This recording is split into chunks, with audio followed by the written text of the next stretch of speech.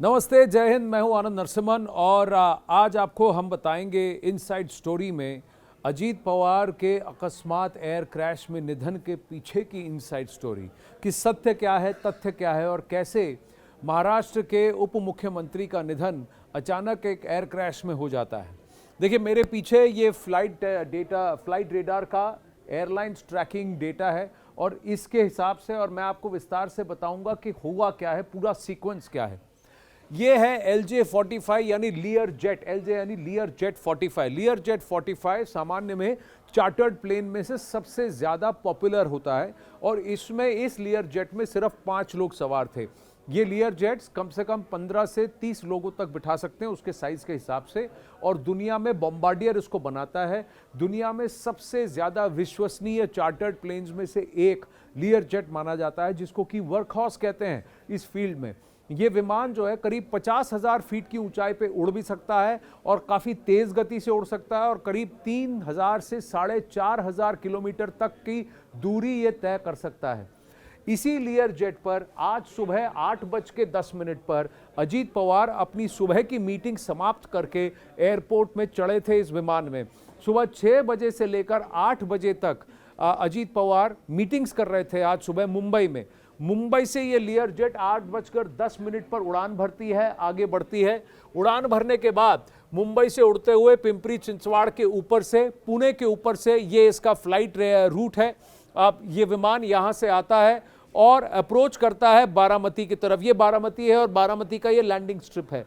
जब ये यहाँ पहुँचता है करीब 8:45 बजे के करीब, तो ये विमान सीधा उतरता नहीं है। ये विमान इस फ्लाइट ट्रैकर में दिखा रहा है कि एक बहुत बड़ा गो अराउंड करता है, यानी कि विमान पहले लैंड करने की कोशिश करता है लेकिन अबॉर्ट कर करके घूम करके फिर से लैंडिंग करने की कोशिश करता है जब ये क्रैश होता है।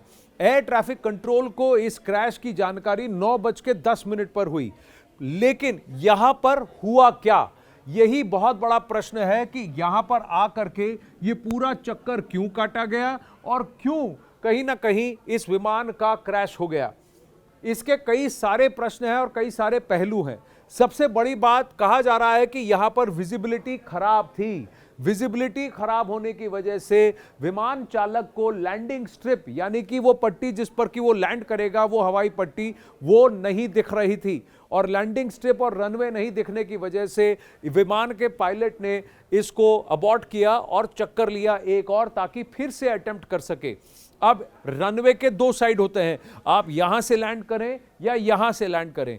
बारामती में एक ही पट्टी है, छोटी सी पट्टी है और इस एक पट्टी के अंदर 2 अप्रोच होते हैं, यानी कि जो सामने से अप्रोच है उसको रनवे 29 कहा जाता है और पीछे से जो अप्रोच है उसको रनवे 11 कहा जाता है। और यहां बता दूं कि बारामती के इस एयर स्ट्रिप में ILS नहीं है, यानी कि landing systems, integrated landing instrument landing systems. Instrument landing system यानी कि रेडार नहीं है। रेडार क्या करता है, साउंड के बेसिस पर आपको, आपके विमान को ये अनुमान लगाने की इजाजत देता है कि भाई हम धरती से कितनी दूर हैं और लैंडिंग की पट्टी कहां पर है। लेकिन ये ILS सिस्टम बारामती के इस एयर स्ट्रिप में नहीं था, यानी कि विमान चालक को मैन्युअली इसको लैंड करना था और अपनी विजुअली, तो उसके स्क्रीन से, कॉकपिट के अंदर से उसको जो दिख रहा है और उसको उसी हिसाब से डिस्टेंस को भाप करके इस विमान को लैंड कराना था। हर बार यहां लैंड होते हैं। आप ये भी बता दें कि अजीत पवार बारामती जा क्यों रहे थे। अजीत पवार बारामती इसलिए जा रहे थे क्योंकि वहां के निकाय चुनाव होने हैं और निकाय चुनाव से पहले प्रचार के लिए, कैंपेनिंग के लिए और अलग अलग छोटी छोटी मीटिंग्स के लिए, सभा मीटिंग्स के लिए वो वहां जा रहे थे।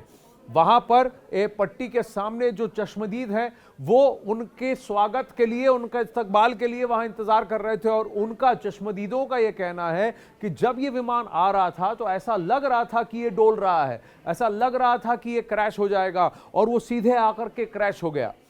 अब कुछ रिपोर्ट सामने आई हैं, ये कहती हैं कि पुणे में फॉग था या नहीं था, बारामती में फॉग था या नहीं था, क्योंकि जो सीसीटीवी फुटेज अब सामने निकल के आया है उस सीसीटीवी फुटेज में पीछे का क्रैश बहुत साफ दिखाई दे रहा है। तो अगर ग्राउंड लेवल पर विजिबिलिटी अच्छी थी तो फॉग कहां पर था, फॉग कैसे था।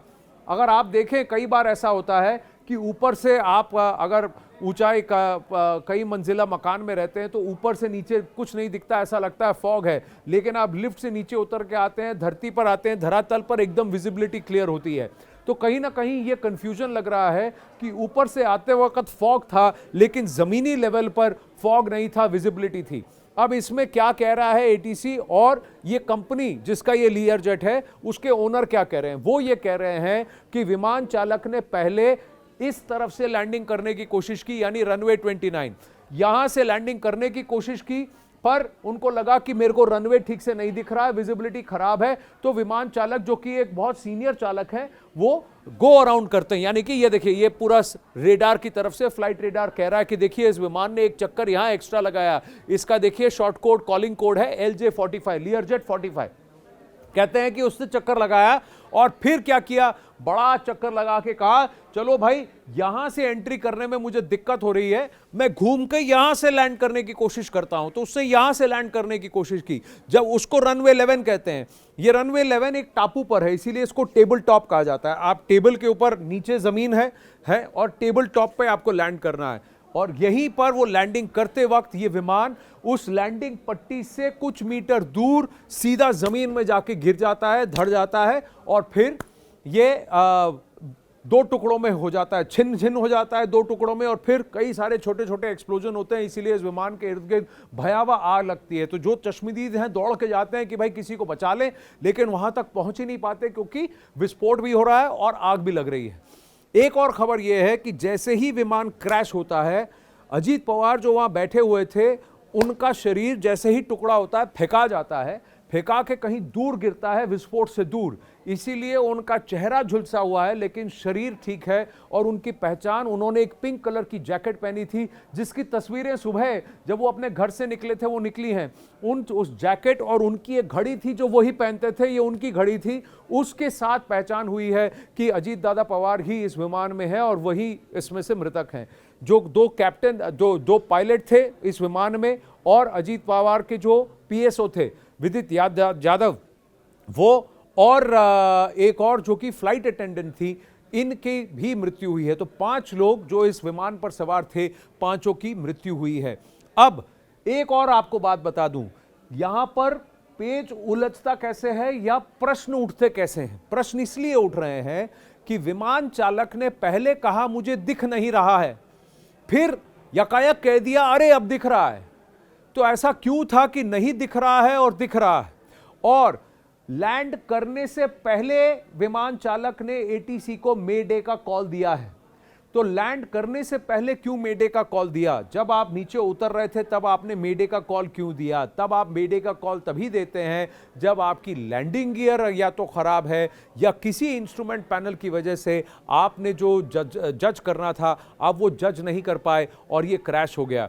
तो लैंडिंग से पहले आखिरी बात जो कॉल पायलट ने दी है, मेडे दिया है। देखिए, कोई भी विमान चालक जब तक बहुत ही एक्यूट स्थिति ना हो, परिस्थिति ना हो कि आगे मेरे पास कोई विकल्प नहीं है, तब तक विमान चालक मेडे का कॉल नहीं देते हैं। खासकर पैसेंजर एयरक्राफ्ट में मेडे का कॉल नहीं देते हैं।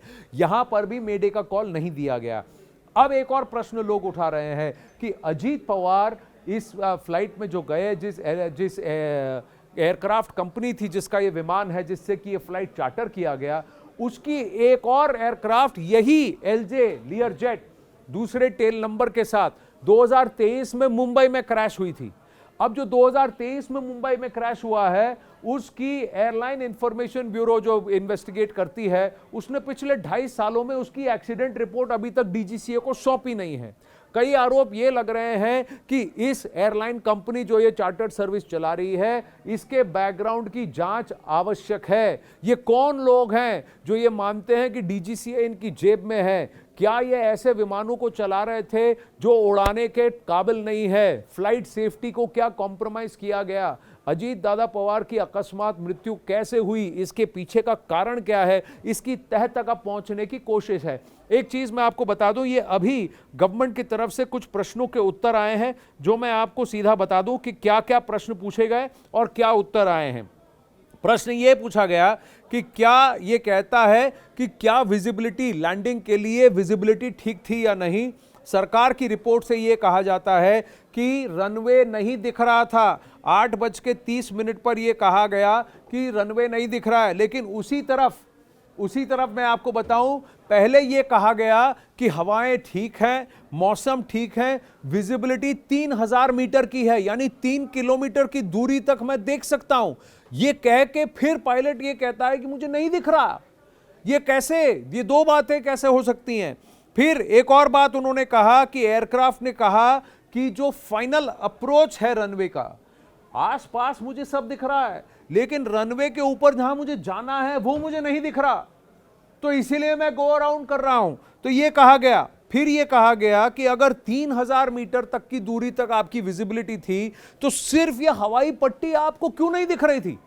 तो ये प्रश्न पूछा जा रहा है। फिर ये कहा कि देखिए, ये कहा गया कि आपको रनवे दिख रहा है कि नहीं, एटीसी ने फिर पूछा, तो पायलट की तरफ से कहा जाता है runway is currently not in site, यानी कि इस वक्त मुझे रनवे नहीं दिख रहा।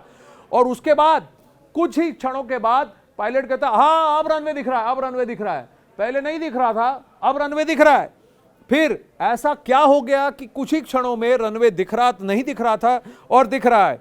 फिर एक और कहा गया कि ठीक है, आप रनवे नंबर 29 इस साइड से अप्रोच नहीं कर सकते, तो एयरक्राफ्ट घूमता है, घूम के कहा जाता है कि चलिए आप उधर से उतरिए, उल्टा लटका कर, उल्टा आकर के उतरिए। उस वक्त रीडबैक नहीं किया गया कि लैंडिंग की क्लियरेंस है कि नहीं, साफ दिख रहा है कि नहीं, हवाई पट्टी नहीं दिख रहा है कि नहीं। तो ये क्वेश्चन है कि उस वक्त विमान चालक ने लैंडिंग की क्लियरेंस को साफ क्यों नहीं किया। और फिर कहा जाता है कि करीब 8:45 और 8:46 के समय रनवे 11 के ठीक पहले एटीसी ने रिपोर्ट किया, देखा कि वहां पर आग लगी है, और उसके बाद इमरजेंसी सर्विसेज को भगाया गया। और 9:12 पर एटीसी मुंबई ने यह पुष्टि की कि देखिए ये विमान क्रैश हो गया है। 66 वर्ष के अजीत दादा पवार, महाराष्ट्र के उप मुख्यमंत्री, एक कर्मठ नेता, हार्ड वर्किंग नेता, जो सुबह 6 बजे से लेकर के रात के 12 बजे तक मीटिंग्स करते हैं और कोई भी फाइल अनक्लियर नहीं छोड़ते। कोविड काल में भी उद्धव ठाकरे के साथ मिलकर, उद्धव ठाकरे 1.5 साल तक अपने घर से बाहर नहीं निकले थे, लेकिन अजीत दादा पवार हर रोज कार्यालय पहुंचते थे, सचिवालय पहुंचकर काम करते थे, और कोविड काल में भी उन्होंने काम किया। उस वक्त की सभी फाइलों में सिर्फ अजीत दादा पवार के हस्ताक्षर हैं। हाँ, अपनी बेबाक वाणी के लिए और एटीट्यूड के लिए कई बार वो कंट्रोवर्सीज में आए हैं, उन पर करप्शन का चार्ज भी लगा। लेकिन महाराष्ट्र में अगर कोई भी सामान्य व्यक्ति को आप पूछे कि कौन सा नेता है जो आपसे जुड़कर आपके साथ काम करता है, वो अजीत पवार हैं। 22 जुलाई 1959 में इनका जन्म हुआ था। आज देखिए 27 जनवरी 2026 को इनका निधन हो गया है। बहुत ही करुणादायी और बहुत ही दुर्घटना ये जो घटी है, सबको, महाराष्ट्र में सबको शॉक कर गया है, लेकिन कई सारे प्रश्न छोड़ गया है। क्या ये एक्सीडेंट या क्या ये क्रैश को रोका जा सकता था? क्या अजीत पवार की जान बचाई जा सकती थी? और सबसे बड़ी बात की सियासती बात एंगल ये कहा जा रहा है कि क्या उनके मरने के पीछे और इस क्रैश के पीछे कोई बड़ा षड्यंत्र है? क्या जानबूझ के इनको मरवाया गया? ये आरोप भी ममता बनर्जी जैसे नेता लगा चुके हैं। इनसाइड स्टोरी ये है कि कहीं कहा गया विजिबिलिटी है, कहीं कहा गया विजिबिलिटी नहीं है। विमान चालक ने पहले अटेम्प्ट किया, फिर गो अराउंड करके दूसरी साइड से लैंड करने की कोशिश की और ये क्रैश हो गया। गलती कहां पर है, अब ये विचाराधीन है। नमस्ते।